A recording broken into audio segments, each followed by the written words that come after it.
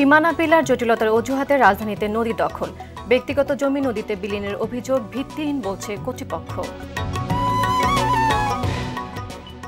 তীব্র শীতে ব্যাহত উত্তরের কয়েক জেলার জনজীবন, বাড়ছে নিউমোনিয়া, ডায়রিয়া সহ নানা রোগ, হাসপাতালগুলোতে বাড়তি চাপ। এবং কক্সবাজারের টেকনাফের নাফ নদী থেকে 2 যুবকের মরদেহ উদ্ধার, কয়েক জেলার সড়ক দুর্ঘটনায় 4 জনের প্রাণহানি।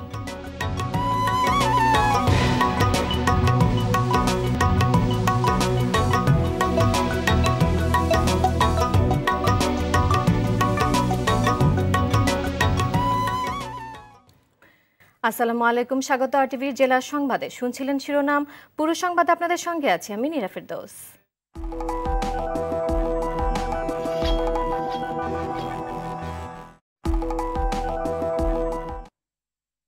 নদীর জমি নিয়ে সবচেয়ে বেশি জটিলতা তৈরি করছে সীমানা পিলার। নদীর পাড়ে মানুষজন বলছেন, সীমানা পিলার বসাতে গিয়ে ব্যক্তিগত জমি নদীর জমিতে বিলীন করা হয়েছে। কর্তৃপক্ষ বলছেন, রাতের আধারে অনেক সীমানা পিলার স্থানান্তর করে দখল করা হয়েছে নদী। তবে সীমানা পিলার স্থাপনে কোথাও কোথাও যে ভুল হয়েছে তাও মানছেন কর্তা ব্যক্তিরা। নদীর দখল দূষণে ধারাবাহিক প্রতিবেদন তৈরি করেছেন খালাল আমিন। আজ থাকছে 4র্থ পর্ব, ছবি তুলেছেন নাজমুল হোসেন সাইমন। ঢাকার চারপাশ ঘিরে আছে বালু, তুরাগ, বুড়িগঙ্গা ও শীতলক্ষা নদী। নদীর দুপাশে মাঝে মাঝেই চোখে পড়ে পিলার, যেগুলো দিয়ে নদীর সীমানা নির্দেশ করা হয়েছে। 2011 থেকে 2013 সালের মধ্যে এমন 9,000-এর মতো সীমানা পিলার স্থাপন করা হয়েছিল। নদীর পাড়ে যাদের জমি কিংবা ব্যবসা প্রতিষ্ঠান রয়েছে তাদের দাবি, সীমানা পিলার বসানোর সময় ব্যক্তিগত জমি নদীর জমিতে বিলীন করা হয়েছে। এর সপক্ষে তাদের কাছে ব্রিটিশ আমলের সিএস জরিপ থেকে শুরু করে সব ধরনের নথিও রয়েছে। আমাদের পৈতৃক সম্পত্তিটা, সেটা এখান থেকে যে পিলারটা গাছছে সরকার, সেখান থেকে 1 বিঘা ভিতরে। এই নদীটা আগে তো অনেক ছোট ছিল, ব্রিটিশ আমলের নকশা পড়সা আছে আমগো। তারপরে কমসে কম 230 ফুটের কম হবো না দক্ষিণে। সীমানা পিলার স্থাপনে কোথাও কোথাও ভুল হয়েছে স্বীকার করে সংশ্লিষ্টরা বলছেন, অনেক সীমানা পিলার নির্ধারিত জায়গা থেকে সরিয়ে নদীর জমিও দখল করা হয়েছে। এই যে পিলারগুলো স্থাপিত হয়েছিল অনেক জায়গাতেই, মানে এখানে প্রায় 10,000 পিলারের আমরা দেখেছি প্রায় 50% পিলার, অর্থাৎ 4,500 শতাধিক পিলারের জায়গাটা যথাস্থানে নাই। সেটা চলে গেছে নদীর দিকে, সরানো হয়েছে। কোনো স্বার্থন্বেষী মহলকে ফেভার করা হয়েছে অথবা ওনারা সরিয়েছেন। তবে আবার নতুন করে সীমানা পিলার স্থাপন করতে চায় বিআইডব্লিউটিএ।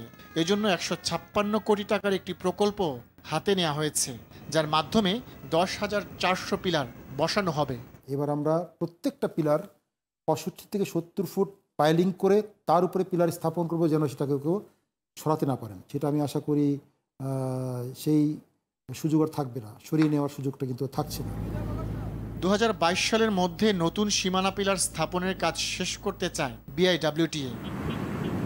এমন সব পিলার দিয়েই নদীর জমি থেকে ব্যক্তিগত মালিকানাধীন জমির পার্থক্য করা হয়েছে। তারপরও সরকার বলছে নদীর জমি দখল হয়েছে, আর জমির মালিকরা বলছে নদী তাদের জমি দখলে নিয়েছে। আর এ নিয়ে শত শত মামলা মোকদ্দমাও চলছে। সব মিলিয়ে ঢাকার চারপাশের নদীগুলোকে পূর্বের অবস্থা ফিরিয়ে আনার যে স্বপ্ন, বাস্তবতা বলছে তা বহুদূর। মিরপুর বেড়িবাঁধ এলাকা থেকে খান আলামিন, আরটিভি। তীব্র শীত অব্যাহত থাকায় কুড়িগ্রাম, চুয়াডাঙ্গা ও লালমনিরহাট সহ উত্তরের বেশ কিছু জেলার জীবনযাত্রা প্রায় থমকে আছে।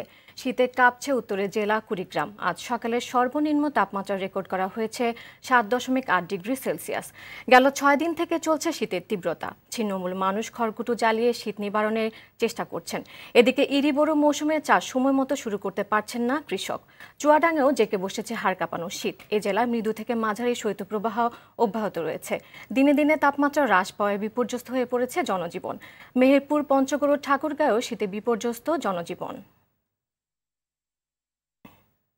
সেই রকম ঠান্ডা লাগবে নিছে, ঠান্ডা খাওয়া যায় না, কামাই কাজ করবে না। ঠান্ডা খুব পরে কাপড় তো নাই, এতে খুব কষ্ট থাকি। আবার সকালে আগুন তাপায়, কাজে করি না, আগুন তাপাই। গাইবান্ধায় তীব্র শীতে দেখা দিয়েছে ডায়রিয়া সহ শীতজনিত নানা রোগ। ঠান্ডা, জ্বর সহ রোটা ভাইরাস আক্রমণের কারণে ঝুঁকিতে পড়েছে শিশুরা। গেল এক সপ্তাহে জেলা সদর হাসপাতালে ডায়রিয়া আক্রান্ত 6 শতাধিক শিশু চিকিৎসা নিয়েছে। রোগীর চাপ সামলাতে হিমশিম খাচ্ছেন চিকিৎসকরা। গাইবান্ধা থেকে ফেরদৌস জুয়েলের তথ্যছবিতে জানাচ্ছেন অভি ইসলাম। এভাবে গাইবান্ধার বিভিন্ন এলাকা থেকে ডায়রিয়া, নিউমোনিয়া, শ্বাসকষ্ট সহ বিভিন্ন রোগে আক্রান্ত শিশুদের নিয়ে জেলা সদর হাসপাতালে ছুটে আসছেন অভিভাবকরা। রোগীর চাপ বেশি হওয়ায় মেঝেতেও থাকতে হচ্ছে অনেককেই। পাতলা পায়খানা, গড় হজম, আজ 3 দিন থেকে।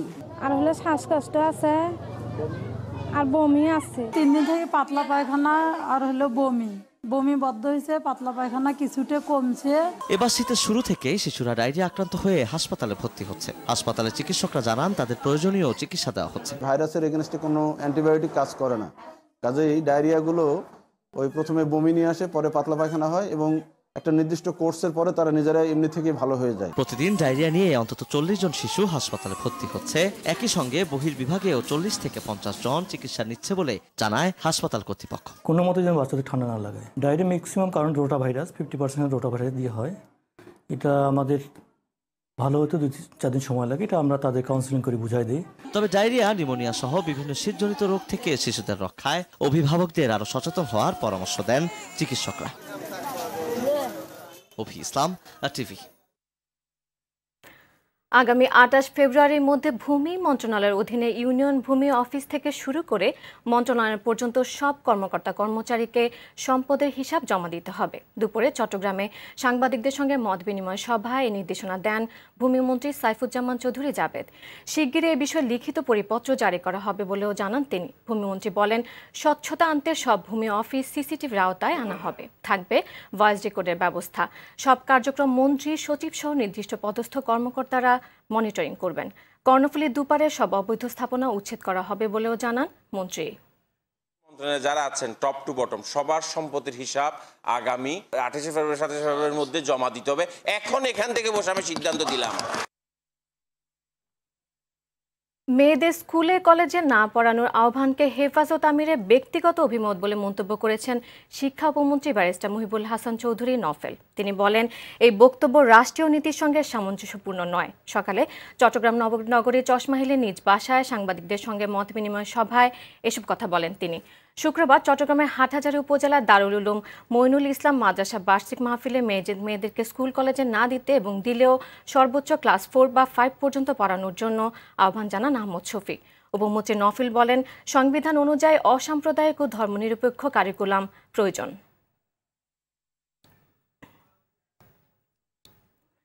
স্থানীয় সরকার পল্লী উন্নয়ন ও সমবায় মন্ত্রী মোহাম্মদ তাজুল ইসলাম বলেছেন, বিএনপির মুখে গণতন্ত্রের কথা মানায় না। দুপুরে কুমিল্লার লাকসাম উপজেলা আওয়ামী লীগ কার্যালয়ের সংবর্ধনা অনুষ্ঠানে তিনি বলেন, দেশের অসংখ্য হত্যাকাণ্ডের সাথে বিএনপি জড়িত, তাই দলটির বক্তব্য জাতির বক্তব্য হতে পারে না। মন্ত্রী বলেন, সময়ের ব্যবধানে মানুষ বুঝতে পেরেছে জাতির জনককে হত্যার পেছনে সুনির্দিষ্ট পরিকল্পনা ছিল।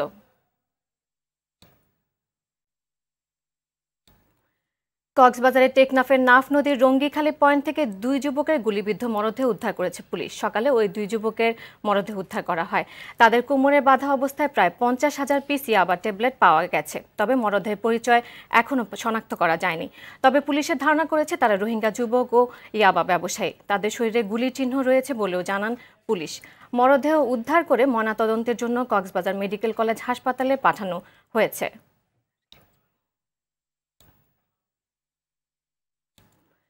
কয়েক জেলায় আলাদা সড়ক দুর্ঘটনায় মারা গেছেন 4 জন। সকালে নওগাঁর পত্নীতলার সাপাহার সড়কের নজিপুর এলাকায় বিপরীত দিক থেকে আসা একটি বাস অটোরিকশাকে চাপা দেয়। এতে ঘটনাস্থলে অটোরিকশার এক যাত্রী মারা যান। এই ঘটনায় আহত একজনকে স্থানীয় হাসপাতালে ভর্তি করা হয়েছে। অপরদিকে চট্টগ্রামের সীতাকুণ্ডের কুমিরায় মাইক্রোবাস চাপায় মারা যান মোহাম্মদ হাসান নামের এক যুবক। অন্যদিকে গতরাতে হবিগঞ্জের নবীগঞ্জের আইনগাঁও মসজিদের সামনে গাড়ি চাপায় নিহত হয়েছেন মোটরসাইকেলের 2 আরোহী। নিহতরা হলেন উপজেলার সাতাইলহাল গ্রামের নাইম আহমেদ ও তার বন্ধু শিমুল আহমেদ। ফরিদপুরে সরিষা ফুলের হলুদ চাদরে ছেয়ে গেছে ফসলের মাঠ। যতদূর চোখ যায় শুধুই হলুদের দেখা মেলে। গেল কয়েকবারে অন্যান্য ফসলের ক্ষতি পুষিয়ে উঠতে এবার চাষিরা বেশি পরিমাণে সরিষার আবাদ করেছেন। বিক্রি করে ভালো দাম পাওয়ার আশা করছেন তারা। ফরিদপুরের স্টাফ রিপোর্টার জাকির হোসেনের তথ্যচিত্র জানাচ্ছেন মুনিয়া মুস্তারি। দেখলে মনে হয় যেন দিগন্ত বিস্তৃত ফসলের ক্ষেতের উপর কেউ হলুদ চাদর বিছিয়ে রেখেছে। চোখ ধাঁধানো এমন হলুদের গালিচায় মধু সংগ্রহের লোভে মনের আনন্দে উড়াউড়ি করছে মৌমাছি। এমন অপরূপ দৃশ্যের হলুদের রাজ্যে হারিয়ে যেতে প্রতিদিনই দূর দূরান্ত থেকে অনেকে এসে হাজির হন ফরিদপুরের এসব সরিষা ক্ষেতে। চলতি মৌসুমে এবার ফরিদপুরের ৯ উপজেলার ৮,৪৩০ হেক্টর জমিতে সরিষা আবাদ হয়েছে। ফলন ভালো হওয়ায় ভালো দামের আশা করছেন চাষিরা। শস্যের ক্ষেত উঠে যাওয়ার পরে আবার ইরিগুলো হবে, ইরি ধান, তারপরে আবার পাটও হয়। পানি যাওয়ার পরে শস্য লাগাইছি, শস্য পরে ধান লাগাবো, শস্য খুব ভালো ফসল হতেছে। স্থানীয় কৃষি সম্প্রসারণ অধিদপ্তর বলছে গত কয়েকবারের তুলনায় এবার ফরিদপুরে ৫,০০০ মেট্রিক টন বেশি সরিষা উৎপাদন হবে।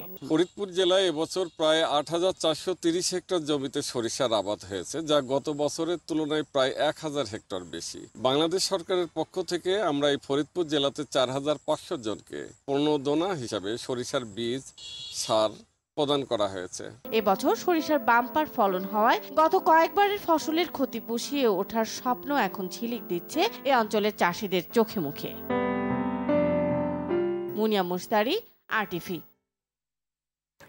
হিলি স্থলবন্দরের পাইকারি বাজারে আবারও কমেছে আমদানি করা ভারতীয় পেঁয়াজের দাম। গেল ২ দিনের ব্যবধানে কেজিতে দাম কমেছে ৪ থেকে ৬ টাকা।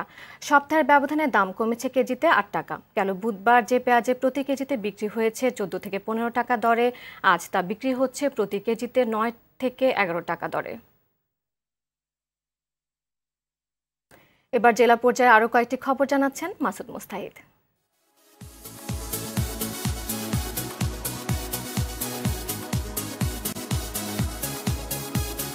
রংপুরের পীরগাছায় ১৫০০ শীতার্ত মানুষের মাঝে শীতবস্ত্র বিতরণ ও ১,০০০ হতদরিদ্র মানুষকে বিনামূল্যে চিকিৎসা সেবা দিয়েছে ফেসবুক গ্রুপ লিজেন্ড।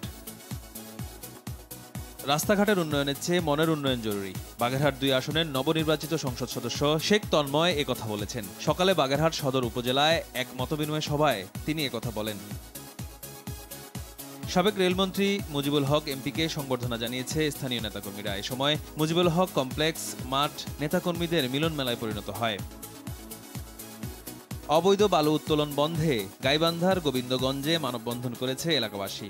উপজেলার পৌর এলাকা সহ ১৭টি ইউনিয়নের যত্রতত্র থেকে অবৈধভাবে বালু উত্তোলন করে বিক্রি করছে একটি প্রভাবশালী মহল। বাংলাদেশ এলাইড হেলথ প্রফেশনাল শিক্ষা বোর্ড আইন ২০১৯ বাতিল সহ ৪ দফা দাবিতে নোয়াখালীতে মানববন্ধন হয়েছে। Bangabandhu diploma doctors association Noakhali জেলা শাখার উদ্যোগে এই মানববন্ধন হয়। ময়মনসিংহে ২ শতাধিক অসহায় দুস্থ ও শীতার্তদের মাঝে শীতবস্ত্র বিতরণ করা হয়েছে। ১ নং ওয়ার্ড আওয়ামী লীগ নেতা সাদিকুজ্জামান সাদেকের উদ্যোগে শহরের খাগডহর এলাকায় এর আয়োজন করা হয়। জাতীয় বিশ্ববিদ্যালয়ের উপাচার্য প্রফেসর ডক্টর হারুন আর রশিদের সাথে বীরশ্রেষ্ঠ মুন্সি আব্দুর রউফ ফাউন্ডেশনের মতবিনিময় সভা অনুষ্ঠিত হয়েছে। রাঙ্গামাটি সার্কিট হাউসে অনুষ্ঠানটির আয়োজন করা হয়। ব্রিটিশ বিরোধী আন্দোলনের অন্যতম পুরোধা মাস্টারদা সূর্য সেনের ৮৬তম ফাঁসি দিবস উপলক্ষে তার জন্মস্থান রাউজানে মাস্টারদা সূর্য সেনের ভাস্কর্যে পুষ্পমাল্য অর্পণ করা হয়েছে। বান্দরবনের রুমা উপজেলার বাগালেকে দেশের উচ্চতম ট্রেইল ম্যারাথন অনুষ্ঠিত হয়েছে।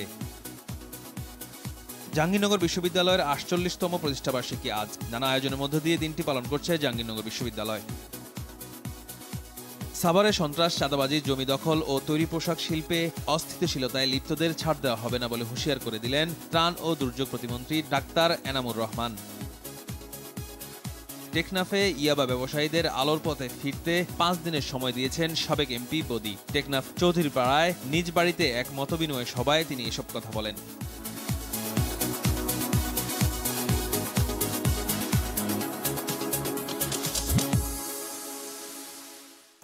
সংবাদ শেষ করার আগে শিরোনামগুলো জানিয়ে দিচ্ছি আরও একবার।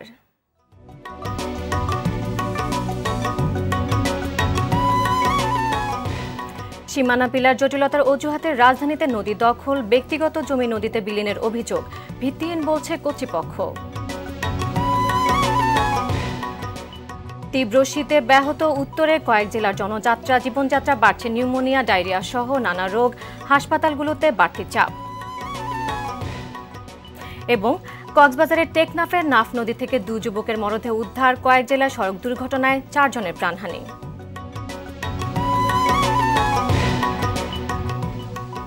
জেলা সংবাদ এ পর্যন্তই। আরটিভির সবশেষ সংবাদ জানতে যে কোনো মোবাইল ফোন থেকে 2414 নাম্বার ডায়াল করুন। আর মোবাইল ফোনের সংবাদ দেখতে অ্যাপসটা গুগল প্লে বা স্টোর থেকে ডাউনলোড করুন আরটিভি অ্যাপস। এছাড়াও তাৎক্ষণিক ও বিনোদন সংবাদ জানতে বিশ্বের যে কোনো প্রান্ত থেকে ভিজিট করুন rtvonline.com এবং youtube.com/rtvnews। ধন্যবাদ সবাইকে।